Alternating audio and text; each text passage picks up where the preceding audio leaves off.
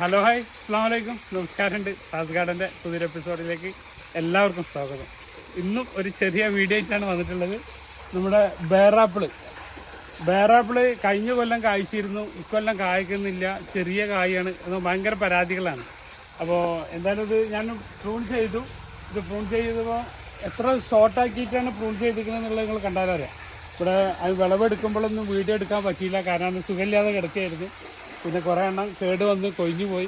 അപ്പോൾ ഉള്ള സമയം വെച്ചിട്ടൊരു വീഡിയോ ചെയ്യാമെന്ന് വിചാരിച്ചു. ഇപ്പോൾ മുകളിൽ ഒരു മരമുണ്ട് ടെറസിൻ്റെ, അപ്പോൾ അത് കട്ട് ചെയ്യണമെന്ന് കാണിക്കാം. അപ്പോൾ വല്ലാണ്ട് നീട്ടിയാണ്ട് കൊണ്ടുപോകണില്ല. ഈ ഒരു ഹൈറ്റിലെങ്കിലും മിനിമം എത്ര വലിയ മരമാണെങ്കിലും നമ്മളൊരു 3 അടിയിലേക്ക് അത് കട്ട് ചെയ്ത് നിർത്തുക, എങ്കിൽ മാത്രമേ അടുത്ത ബ്രാഞ്ചസുകൾ വന്ന് അടുത്ത കൊല്ലത്തേക്ക് കൂടുതൽ ഫ്രൂട്ട്സുകൾ ഉണ്ടാവുകയുള്ളൂ. അപ്പോൾ നമ്മൾ ഒരിക്കലും നമ്മളെ ചെടി തലപ്പ് മറ്റുള്ള സോഫ്റ്റ് പ്രൂണിങ്ങിൻ്റെ മാതിരി അതിൻ്റെ തലയും കാര്യമൊന്നും മുറിച്ച് കളയരുത്. അതിൻ്റെ ഹാർഡായിട്ട് തന്നെ പ്രൂൺ ചെയ്യുക. ഇത്രയും ഈ ഒരു 3 അടി നിർത്തിയിട്ടാണ് ഇത് കട്ട് ചെയ്തിട്ടുള്ളത്. ഇത് ഇതേപോലെ കട്ട് ചെയ്തിട്ട് നിർത്തിയിട്ടുണ്ട്. അപ്പോൾ ജസ്റ്റ് ഇനി വീടിൻ്റെ ടെറസിൻ്റെ മുകളിലുള്ള ഒന്ന് കട്ട് ചെയ്ത് കാണിക്കുക. അപ്പോൾ അതിൻ്റെ കടവണ്ണം വണ്ണം വെക്കണമെങ്കിൽ ഒരു മാക്സിമം ഗ്രൗണ്ട് ലെവലിൽ നിന്ന് ഒരു 3 അടിയിൽ വെച്ചിട്ട് കട്ട് ചെയ്ത് കളയുക. ഒന്ന് കണ്ണും ചിമ്പി കട്ട് ചെയ്യുക. പുതിയ ഷൂട്ടുകൾ വരും, വളപ്രയോഗങ്ങളൊക്കെ നടക്കുക. അപ്പോൾ ജസ്റ്റ് നമുക്ക് ടെറസിൻ്റെ മേലൊക്കെ ഒന്ന് പോകാം. ഓക്കെ, അപ്പോൾ ഇത് എൻ്റെ ടെറസിൻ്റെ മുകളിലുള്ളൊരു ബേറാപ്പിളാണ്.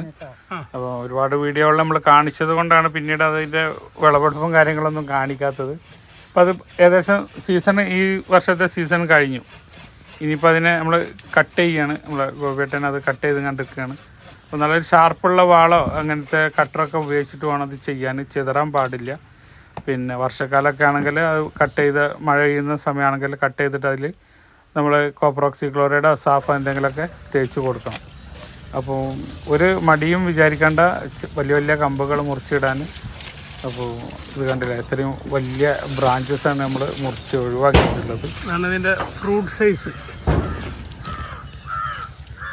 ഒരു ചെറിയ ആപ്പിളിൻ്റെ അത്രയും വലുപ്പമുണ്ട്. ഇതാണ് സുജുബി, തായ്ലൻഡ്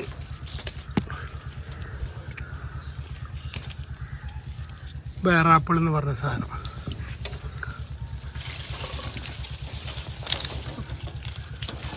സൈസ് കണ്ടില്ലേ?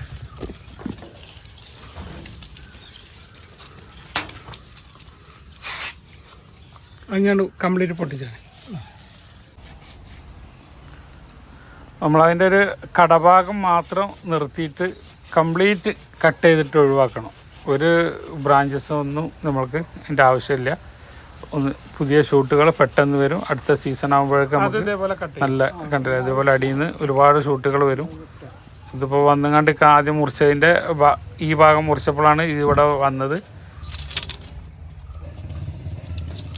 ഈ ചെറിയ ചുള്ളി പഴയതൊക്കെ കട്ട് ചെയ്ത് മറ്റേ ഇവിടെ ഇതാണ് കട്ട്, ഇവിടെ നിന്ന് കട്ട് ചെയ്ത്.